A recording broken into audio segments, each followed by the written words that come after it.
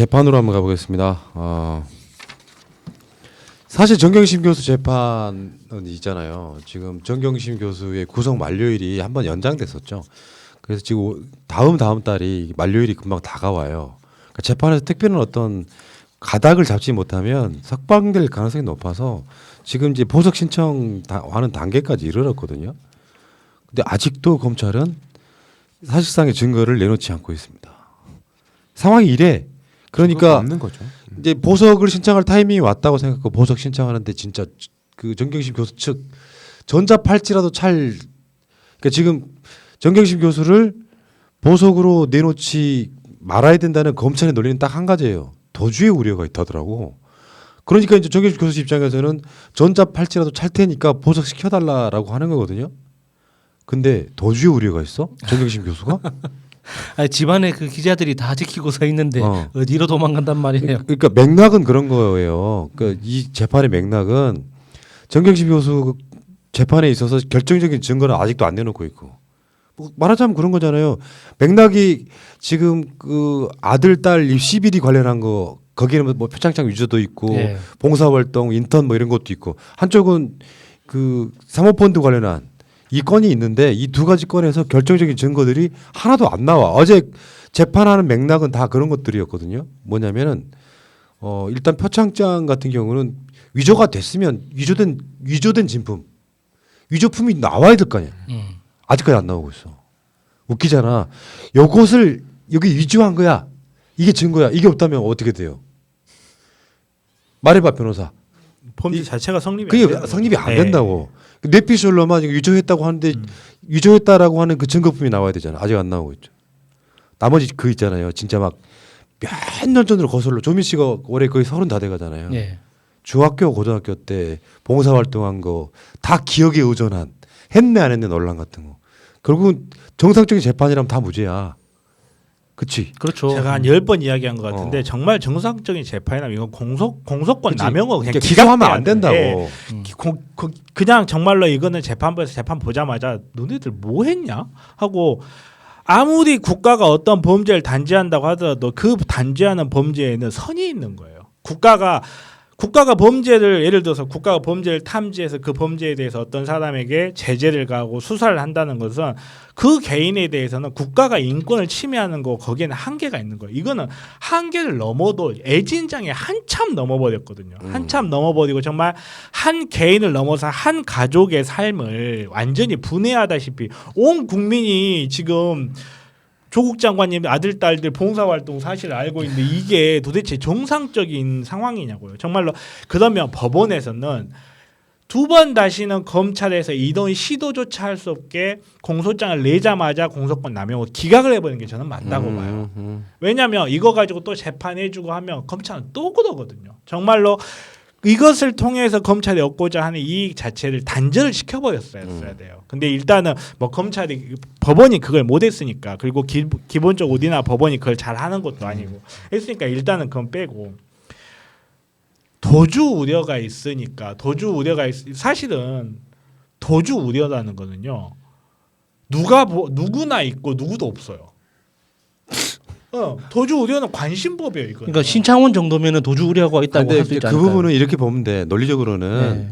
검찰이 유일하게 지금 정경심 교수를 잡고 있는 것 중에 하나가 증거를 인멸했다야. 또는 증거 인멸을 위해서 교사했다거든요. 소위 말하는 노트북 행방이고요. 아직까지도 노트북 가방은 가방에 있는데 있는데 노트북이 그게 없다. 그게 망가져 버리니까 이제는 도주 우려가 있다고 하는데, 도주 우려가 있는지 없는지 지들이 어떻게 알아요? 그러니까 사실은 노트북이 존재했는지 안 했는지도 몰라. 없다고 주장을 하고 있기도 해. 그러니까 그 노트북을 증거 인멸을 해버렸으니까 이 증거 인멸한 자가 도주할 우려까지 있다라고 지금 보석을 맞고 있는 거예요. 그러니까 오죽해서 정경심 교수가 나한테 전자팔찌 채워서 이치 추적해도 좋으니까 제발 좀 보석 좀 시켜달라고 하고 있는 거야. 그러니까 얘네 그랬잖아. 사모펀드 관련한 거 그러니까 크게 보면 덩어리를 보면 사모펀드 건, 하나는 입시 비리 건인데 거기다가 한 장르가 더 생겼지. 증거 인멸 교사가 더 생겼지. 그러니까 법 위반 건수를, 혐의를 엄청 많이 만들기 위해서 추가되기도 했지만 사실은 지금 재판의 가장 큰 줄기는요, 너 증거 인멸하려고 했잖아. 증거 인멸하고 시켰잖아가 가장 큰 죄가 돼버린 거야. 거기에다가 원죄를 없애가지고. 그러니까 거기에다가 검찰이 가지고 있는 증거를 그러니까 피고인 측 변호인한테 제공을 해야 되잖아요.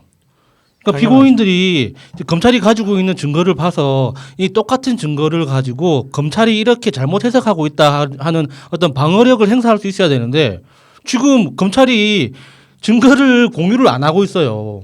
증거가 없는 거죠. 아니, 그러니까 그러니까 지금 가지고 있는 거라도 일단 다 제공을 하고 조회할 수 있게 해야 되는데 그거 자체를 안 하니까 변호인들이 계속 이렇게 석방을 해달라는 거죠. 그러니까 이 사건의 목적이 드러나는 거죠.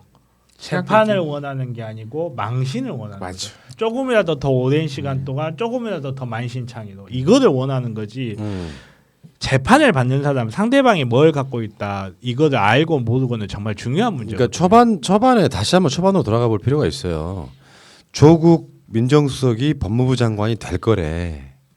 어떤 새끼인가가 윤석열한테 꼰질러요. 사모펀드에 문제가 있다. 이거 어마어마한 비리다.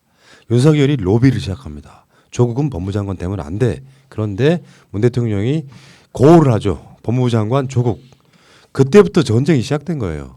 그러다가 언론들 통해 가지고 나라를 뒤집어 놓고 그 시기쯤에 가지고 막 처음에 20군데 압수수색하면서 온갖 난리를 쳤지. 그리고 그 사이에 조국 장관이 사퇴를 안 했어. 그러다가 청문회 날 어떻게든지 청문회하는 중간에 사퇴시키기 위해서 왜? 그 전에 아젠다를 먼저 던졌거든. 만약에 이 건으로 정경심 교수 부인인 정경심 교수가 기소되면 어떻게 할래? 그러면 사퇴해야 되는 거 아니야? 아젠다를 걸었어. 근데 청문회 끝나는 그 시점 즈음해 가지고 정경심 교수를 기소한 건이 바로 표창장 위조잖아. 예. 근데 그 위조 건도 말도 안 되는 건이었잖아요. 그러니까 표창장 위조했다는 날짜를 갖고 공소 그걸 뭐라 그러냐 까먹었다. 지금 생각 안 난다. 공소시효 만료일. 그렇지. 공소시효 만료일이라고. 아니 위조한 날짜를 갖고 거기 표시되어 있는 날짜가 위조한 날짜라는 법은 없었잖아요. 그런 식으로 해갖고 지금까지 그러니까 말하자면 어떤 특정 시점이 되면은 이런 거야. 야 지금 당장은 죄가 없지만 우리가 털다 보면 죄가 나올 거야. 일단 걸어. 이렇게 시작된 이 사건이 이게 사실 알고 근데 보면. 죄가 하나도 안 나왔어요. 이런 사람 어디 있습니까? 이런 가족 처음 봤어요. 저 있어요. 그러니까 사실은 내가 최근에 주장한 적이 하나 있잖아요. 총선의 아젠다를 민주당이 조국 장관 누명을 벗겨주는 결과물적으로 총 결집을 하면 나는 이게 역전될 수 있다고 보는데 이쪽 조심스러우니까 건드리지 마. 이게 이제 금태섭 논란이 이어지는 거고 김혜영 논란으로 이어지는 거예요.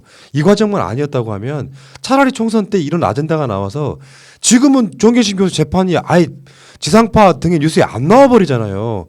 난리 칠 때는 그 정도 상황이었는데 예. 지금은 어떤 상황이 나와도 검찰이 비용신 짓거리 하는 거는 전혀 안 나오고 있잖아요.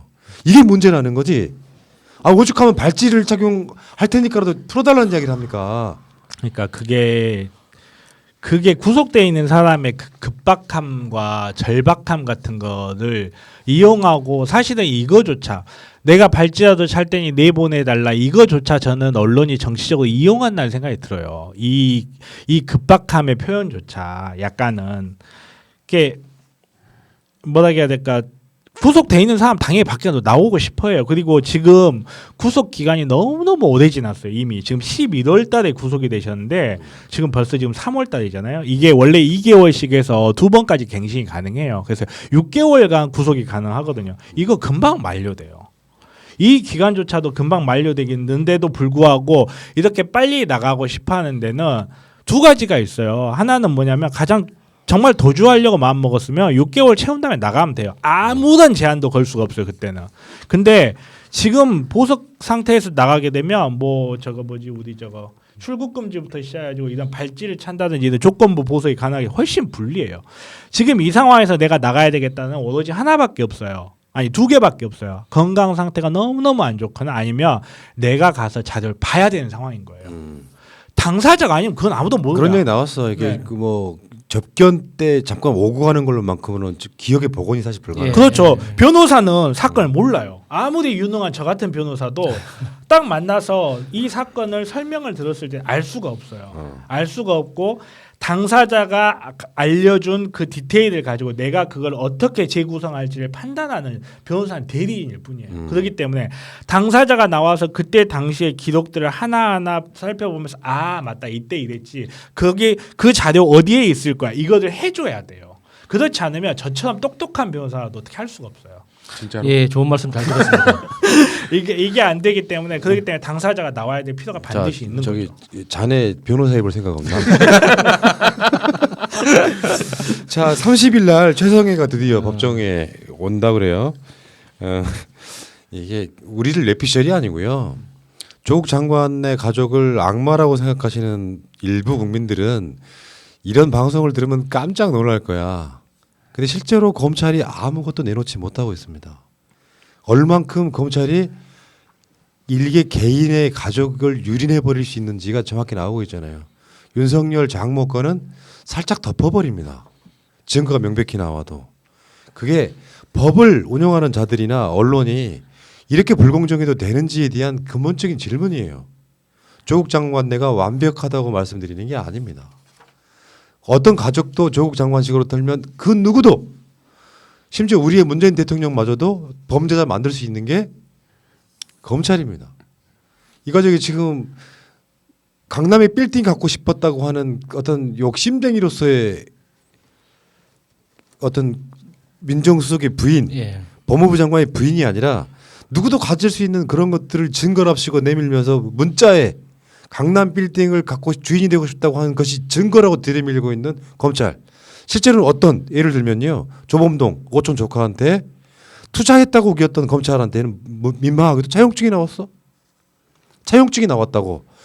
투자한 사람이 어떻게 차용증을 써요? 그렇지. 예. 약정서를 쓰겠지. 뭐 예를 들면 뭐 그 돈은 다 어디 투자했던 갔어요? 돈은 다. 그러니까 돈을 뭐 잠깐 빌려주는 상황을 투자했다고 표현하고 투자한 두 사람이 공범이 돼가지고 뭔가를 조작해냈다고 말하고 싶어하는 검찰. 그게 인권 유린이고요. 그 인권 유린이 결국에는 대한민국 사회를 삶의 질을 떨어뜨리는 거라고 생각이 들어서 나는 총선 때 이게 이슈가 됐으면 좋겠다고 생각했지만 언론이 공범이기 때문에 뭔가 좀 불편함을 느낀 민주당에서는 사실상 그 분위기로 가는 걸 싫어했죠. 조국 내전이란 말 만들어내서 금태섭과 김남국이 그렇게 뭐 부딪히며 뭐 불리할 이슈가 될 거다 이렇게 얘기를 했는데 저는 그 지점에서는 이제 김남국 변호사가 안산 단원을에 지금 전략공천 된 거죠. 네. 거기에 박순자죠, 박순자. 네. 그쪽에 갑이 김명현 맞죠? 박순자 책. 의리 박순자인데 박순자는 또 그 자기 그 친척을 폭로했어요. 뭐 조카를 뭐- 조카를 네. 요거 전통적인 범죄잖아 이거. 네. 극히한 범죄죠. 예. 그 이야기 해줘봐요, 짧게. 그러니까 박순자 의원 그 수행 비서 보통 국회에서는 뭐 8급 내지 7급 정도 되는 분들이 그러니까 그 직책을 받아서 이제 수행 비서 직함으로 운전을 주로 하시거든요. 근데 이제 운전하는 게 이제 엄청 힘든 일입니다. 그러니까 장거리를 운전해서가 아니라 그 시간을 맞춰야 된다는 것 자체가 엄청나게 스트레스거든요. 그래서 그 수행 비서분들끼리 커뮤니티도 굉장히 잘 돼 있어요. 정보 공유가 중요하니까. 그런데 그분들이 이제 그 거의 잠자는 시간 외에는 대부분의 시간을 같이 보내기 때문에 자세히 알죠. 의원실 내부의 업무들을. 근데 이분이 그 양심 고백했던 것 중에 저는 제일 눈에 띄었던 게 그러니까 박순자 의원 조카를 그냥 허위로 등록했다 이게 아니라 7급 상당의 대우를 해주기로 약속하고 150만 원만 주고 일을 시켰다는 거예요. 그러니까 실제로는 그 국회의원실의 비서관이 된다는 건 공무원이 되는 거거든요. 그러니까 공무원이 되기 위해서 신분증하고 뭐 재산 내역하고 뭐 다 제출해서 그러니까 실제로 임용을 받아요. 근데 그 과정 없이 비정규직으로 글자 그대로 그냥 임시직으로 150만 원만 받고 7년을 일했다는 거죠. 박원순 의원 의원실에서. 그러니까 그 과정에서 자기가 본 게 박순자, 예, 박순자 의원. 그러니까 제가 박원순이라 그랬어요. 큰일 날 뻔했네요. 큰일 날 뻔했습니다. 박순자 의원실에서 그렇게 7년을 일을 하면서 조카를 실제 일하지 않는 조카를 5급 보좌관으로 등록을 해서 월급을 줬다는 거예요. 그러니까 이게 페이백이네. 그러니까 국회 내에서는 그 사람이 조카인지 아들인지 상관 안 합니다. 일만 제대로 하면. 그러니까 다른 의원실에서도 저 사람이 유독 고생하는 것 같아가지고 야 당신 고생이 많습니다. 이야기하다 보면은 조카야. 아이고 어떻게 재수없게 이렇게 안 좋은 이모를 만나가지고 고생이 많네 이러고 넘어가지. 그 사람이 친인척이라고 해서 욕하지는 않아요. 근데 이런 경우는 최악의 경우예요. 일을 하지도 않는데 그러니까 일을 하지 않는다는 건 이 사람이 수행 비서기 때문에 누구보다 정확하게 알죠. 모든 공간을 다 따라다니잖아요. 박순자가 움직이는 모든 공간을 따라다니면서 한 번도 본 적이 없는 사람인데 명단에 있으니까 직원들 명단에는 있으니까 이런 양심 고백을 하는 거죠. 진짜 나쁜 짓이에요. 예. 뭐 김남국 변호사 이야기 나왔으니까 잠깐만 짧게 언급하고 갈게요. 뭐 최근에 오늘 중앙일보가 개국본 관련해서 뭐 보이스피싱 뭐 4억 뭐 이런 기사를 하나 터뜨렸죠. 네. 그건 개국본 가시면요 상황에 대한 설명이 있을 거라고 보고요. 그 내용 그대로를 뭐 우리가 설명할 방법은 없는 것 같고 저는 기본적으로 뭐 개국본이나 이종원 대표 등에 대해서는 워낙 믿음이 강하기 때문에 있는 그대로 설명하면 되는데 와서 또 뭐 그거를 우리한테 해명하라고 하시는 분도 좀 있고 좀 그래서 저는 이렇게 생각해요.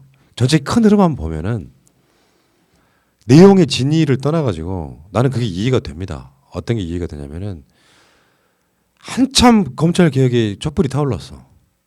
근데 만약에 어떤 특정 금액을 보이스피싱을 당했다고 쳐요. 그거 발표하면 어떻게 될까요?